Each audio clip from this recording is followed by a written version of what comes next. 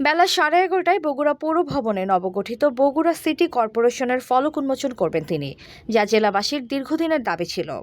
দুপুর 12টা 45 মিনিটে গাবতলী উপজেলার বাগবাড়িতে জিয়াউর রহমান গ্রাম হাসপাতালে জরুরি হাম রুবেলা টিকাদান ক্যাম্পেইন 2026-এর উদ্বোধন করবেন। এরপর শহীদ জিয়া ডিগ্রি কলেজ মাঠে ফ্যামিলি কার্ড বিতরণ অনুষ্ঠানে অংশ নেবেন। দুপুর 1টা 45 মিনিটে বাগবাড়ির নসিপুর এলাকায় চৌকির দহ খাল খনন কার্যক্রমের উদ্বোধন করবেন। এরপর দুপুর 2:30টায় তিনি তার পৈতৃক বাড়ি পরিদর্শন করবেন।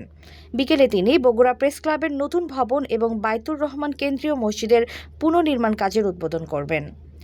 আমরা 2001 সাল থেকে এটির কাজ শুরু করছিলাম। নরমালি সিটি কর্পোরেশনের যে সকল সুযোগ সুবিধা থাকে আপনারা দেখেছেন 2001 থেকে 2006 সাল পর্যন্ত আমরা ধীরে ধীরে সেইগুলোর ম্যাক্সিমাম বেশিরভাগ যেগুলো সুযোগ সুবিধা থাকে একটি সিটি কর্পোরেশন হলে সেই সুযোগ সুবিধাগুলো আমরা গড়ে তুলেছিলাম। এখনো কিছু কাজ বাকি আছে, তবে আমরা এটি আজকে আনুষ্ঠানিকভাবে ইনশাল্লাহ সিটি কর্পোরেশন হিসাবে আমরা আনুষ্ঠানিক যাত্রা আজকে শুরু হলো বগুড়া শহরে। বিকাল 4টায় বগুড়ার ঐতিহাসিক আলতাফুন্নেসা খেলার মাঠে জেলা বিএনপি আয়োজিত এক বিশাল জনসভায় ভাষণ দেবেন প্রধানমন্ত্রী তারেক রহমান। এই জনসভাকে কেন্দ্র করে পুরো বগুড়া শহরে উৎসবের আমেজ বিরাজ করছে। তামান্না ইসলাম তন্নি, নিউজ 24 বিডি।